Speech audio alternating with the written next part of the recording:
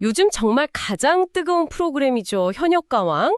이제 진짜 마지막 한 회만 남겨두고 있는데 근데 보내주신 자료들을 좀 훑어보니까요. 이게 뭐랄까 단순히 누가 트로트 여왕이 될 거냐 이런 문제를 넘어선 것 같더라고요. 네, 맞습니다. 오늘 저희가 좀 깊게 파고들 자료가 바로 그 지점인데요. 결승전 녹화가 이제 끝난 직후의 분위기, 그리고 결과를 예측하는 한 유튜브 영상 분석이에요. 여기엔 뭐 스포일러는 기본이고 그걸 둘러싼 팬들의 아주 격렬한 반응, 그리고 우리가 생각지도 못했던 논란거리들이 정말 촘촘하게 담겨 있습니다. 그래서 오늘 당신과 함께 던져볼 핵심 질문은 바로 이겁니다. 과연 현역가왕은 실력만이 유일한 평가 기준인 그런 경연이 맞는가? 어쩌면 재능보다 더 중요한 다른 게임의 법칙이 작용하고 있는 건 아닐까요? 자, 팬덤의 힘과 무대 위 실력 사이의 팽팽한 줄다리기부터 10대 돌풍이 몰고 온 파장, 그리고 제작진의 휴문 계산까지 이 전쟁 같은 오디션의 진짜 속살을 한번 들여다보겠습니다. 이 모든 논란의 한가운데 마치 태풍의 눈처럼 10대 참가자들이 자리 잡고 있는 것 같아요. 자료에서도 비니에서 이수연, 김태연, 이 어린 가수들 이름이 계속 나오더군요. 바로 그 지점입니다. 이 현상을 두고 제작진하고 기존 시청자들의 시선이 정말 극명하게 엇갈립니다. 일단 방송사 입장으로 보면요. 이 10대 가수들은 그야말로 시청률 보증수표예요. 유튜브 조회수나 대국민 투표에서 압도적인 수치를 기록하면서 프로그램 화제성을 그냥 쌍끌이하는 엔진 역할을 하고 있거든요. 그러니까 방송사로서는 이 카드를 절대 포기할 수가 없는 거군요. 아주 단순한 비즈니스 논리네요. 더 많은 클릭, 더 많은 시청자. 그렇죠. 하지만 그 반대편에는 수십 년간 트로트를 사랑하고 기존 현역 가수들을 응원해온 팬들의 불만이 정말 들끓고 있습니다. 자료에 담긴 그분들 목소리를 들어보면 어린 참가자들이 현역들 밥그릇을 빼앗고 있다. 이런 인식이 팽배해요. 밥그릇이라 표현이 아주 강하네요. 네. 심지어 법적으로 미성년자가 이런 서바이벌에 나오는 걸 막아야 한다. 이런 상당히 격한 주장까지 나올 정도입니다. 와, 단순히 경연에서의 경쟁을 넘어서 우승 이후의 활동에 대한 현실적인 우려도 크더라고요. 톱세븐이 되면 전국 투어 콘서트도 같이 하고 스핀오프 프로그램도 해야 할 텐데 과연 이 세대가 다른 가수들이 하나의 팀으로 융화가 될 수 있겠냐는 거죠. 맞아요. 자료에 나온 지적이 참 날카로웠는데 부모님하고 자녀가 대화하는 것 같을 거다. 학교 시험이나 부모님 통금 시간에 맞춰서 전국 투어 일정을 짜야 할 수도 있다. 이런 상상을 하면 그 물음표가 더 커지고요. 물론 그에 대한 반론도 만만치 않습니다. 자료에서는 이 10대 가수들이 이미 단독 콘서트를 매진시킬 정도의 막강한 티켓 파워를 입증했다는 점을 강조해요. 팬덤의 힘이 그 정도군요. 네, 팬덤의 규모와 충성도만 놓고 보면 콘서트 흥행에는 아무런 문제도 없다는 거죠. 어른 가수들 팬덤이 보이콧할 거다라는 우려와 정면으로 부딪히는 지점입니다. 이 팬덤과 실력의 충돌, 그리고 세대 간의 갈등이 한 명의 참가자를 통해서 아주 상징적으로 드러나는 것 같습니다. 자료에서 가장 논란의 인물로 꼽은 빈 예서양 이야기로 넘어가 보죠. 빈 예서양의 사례가 바로 우리가 처음에 던졌던 질문, 과연 실력이 전부인가에 대한 가장 극적인 답변이 될 수 있습니다. 결정적인 사건이 있었죠. 경연 도중에 노래의 절반을 통째로 날려버리는 치명적인 실수를 저질렀습니다. 잠깐만요. 노래의 절반을요? 예? 절반을요? 아니 상식적으로는 그 자리에서 바로 탈락해야 하는 수준의 실수인데 보내주신 자료 스포일러에 따르면 결승까지 진출했다고요? 대체 어떻게 그게 가능한 거죠? 바로 그 지점 때문에 제작진의 원픽 아니냐, 그냥 우승 주고 끝내라 같은 냉소와 비난이 쏟아지는 겁니다.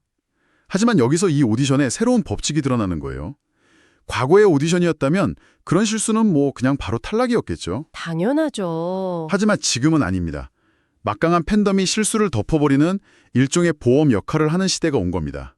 그게 결국 팬덤의 힘을 최종적으로 증명하는 실시간 문자 투표로 이어지는 거군요. 정확합니다. 이 문자 투표의 위력을 잘 모르시는 분들을 위해 간단히 설명하자면요. 이게 전체 점수의 30%에서 많게는 40%까지 차지하기도 해요. 40%나요? 네. 심사위원단 점수, 현장 관객 점수, 이걸 그냥 한 방에 뒤집을 수 있는 그야말로 조커 카드인 셈이죠. 자료 분석에 따르면 비니의 서양은 사전 점수에서 5위를 하더라도 이 문자 투표 하나만으로 1위를 차지할 수 있는 팬덤 화력을 가졌다고 합니다. 와, 무대 위 실수가 무의미해지는 순간이네요. 그렇죠.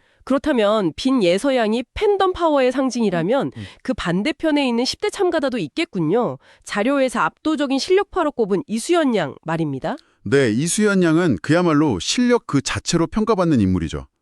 준결승전에서 1위를 차지했다는 스포일러가 돌면서 가장 강력한 우승 후보로 급부상했어요.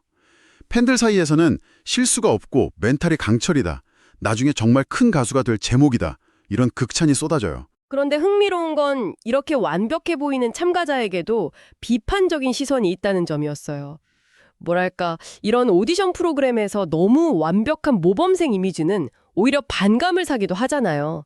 자료에서도 그런 분위기가 좀 읽히던데요. 예리한 지적이십니다.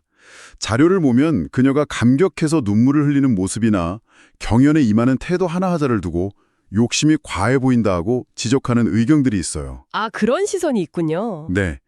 물론 팬덤에서는 그만큼 절실하고 간절한 것이라고 방어하지만 이 충돌 자체가 모든 참가자가 얼마나 살얼음판 같은 압박감 쪽에서 자신을 증명해야 하는지를 보여주는 대목입니다. 논란이 비단 10대 참가자들에게만 국한된 건 아니더군요. 기존 현역 가수들인 홍자 씨나 스테파니 씨의 경우 또 다른 종류의 공정성 의문을 낳고 있었습니다. 두 사람은 결과가 정해져 있는 것 아닌가 하는 소위 제작진 개입설의 중심에 있습니다. 먼저 홍자 씨는요, 3차전 1라운드에서 심사위원들에게 엄청난 혹평을 받았다고 해요. 혹평이요? 네. 본인 스스로도 진짜 큰일 났다고 느꼈을 정도라고 하죠. 그런데도 탑10에 무난히 진출할 거라는 예상이 나오니까 시청자들 입장에서는 하고 의심의 눈초리를 보낼 수밖에 없는 거군요. 바로 그거죠. 스테파니 씨의 경우는 좀 더 복잡해 보였어요. 가창력이라는 이 프로그램의 핵심 가치와 충돌하는 지점이 있는 것 같던데요. 맞습니다. 스테파니 씨는 모두가 알다시피 보컬리스트보다는 퍼포머 이미지가 강한 참가자잖아요. 그런데 패자 부활을 통해 계속 살아남을 가능성이 제기되면서 논란이 불거진 거예요. 저 사람보다 노래 잘한 실력파가 떨어졌는데 이게 말이 되나? 딱 이 심정이겠네요. 네, 결국 이건 시청자들의 평가보다 방송의 재미나 그림을 위한 제작진의 선택이 더 우선시되는 것 아니냐는 그런 비판으로 이어지고 있는 겁니다. 정말 복잡하게 얽혀있네요. 팬덤이냐 실력이냐의 문제, 세대 갈등, 여기 제작진의 의도까지. 이 모든 변수를 고려했을 때 자료에서는 최종 탑7의 판도를 어떻게 예측하고 있나요? 일단 자료에서 거론하는 안정권 후보들이 있습니다. 홍지윤, 구수경, 이수연, 솔지, 차지현, 강혜연. 그리고 논란에도 불구하고 홍자 씨의 이름이 올라와 있습니다. 아, 홍자 씨가 그래도 안정권에. 네, 이들은 기존 팬덤이나 실력 면에서 꾸준히 좋은 평가를 받아온 후보들이죠. 하지만 안정권이라는 건 언제든 깨질 수 있다는 의미이기도 하겠군요. 물론입니다. 가장 큰 변수는 역시 우리가 계속 이야기했던 10대 가수들 빈예서와 김태현입니다. 이 두 사람이 막강한 문자투표 화력을 등에 업고 현재 안정권으로 분류된 후보들 중 상대적으로 대국민 투표 순위가 낮은 차지현, 홍자, 구수경 씨 중 한두 명을 밀어내고 톱7에 진입할 가능성이 매우 높다 이렇게 분석하고 있습니다. 와, 그야말로 예측 불허의 상황이네요. 그렇죠. 그런 혼전 속에서 홍지훈 씨의 행보가 아주 흥미롭더라고요. 자료를 보니까 이미 탑7만 참여하는 전국 콘서트 홍보에 나섰다고요. 이건 거의 나는 탑7이 확실하다라는 선언처럼 들리는데요. 선언 일항이죠. 이건 거의 확신에 찬 행동입니다. 자, 한번 당신이 홍지윤 씨라고 생각해 보세요. 만약 톱7에 들지 못할 가능성이 1%라도 있다면 굳이 다른 사람 좋은 일인 콘서트 홍보를 해줄 이유가 있을까요? 전혀 없죠. 내 일도 아닌데요. 오히려 밉죠. 바로 그겁니다. 이 행동은 최종 실시간 문자 투표 결과를 제외한 이미 녹화가 끝난 현장 점수에서요. 그러니까 심사위원 더하기 관객 점수에서 탑7 진입을 확신할 만큼 압도적으로 높은 점수를 받았다는 가장 강력한 증거로 해석될 수 있습니다. 사실상 한 자리는 예약해뒀다는 자신감의 표현이군요. 그렇죠. 결국 무대는 다 차려졌네요. 심사위원과 현장 관객의 점수로 짜인 판이 있고 그 판을 통째로 뒤엎을 수 있는 팬덤의 디지털 군대가 문자 메시지를 장전하고 대기하고 있는 상황. 마지막 관전 포인트는 바로 이것이군요.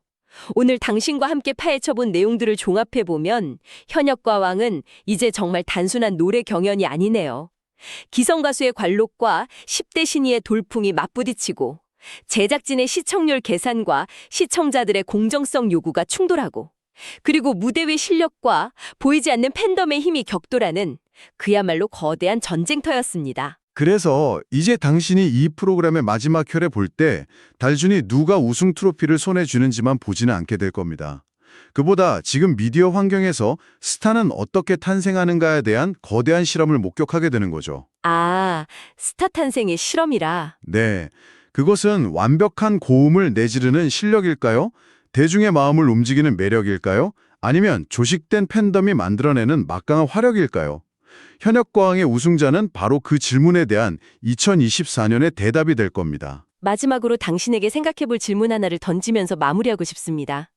자료 속에 한 시청자의 의견이 있었죠. 너무 어릴 때부터 미디어에 많이 노출되면 금방 식상해진다. 만약 이 치열한 경쟁의 최종 승자가 10대 참가자가 되었을 때 장기적인 관점에서 진짜 승자는 누구일까요? 어린 나이에 모든 것을 이룬 그 참가자일까요? 아니면 폭발적인 화제성을 얻어낸 방송사일까요? 이른 성공이 빛나는 미래를 보장하는 탄탄대로인지 아니면 재능을 너무 빨리 소진시키는 위험한 지름길인지 한 번쯤 고민해 보시는 건 어떨까요?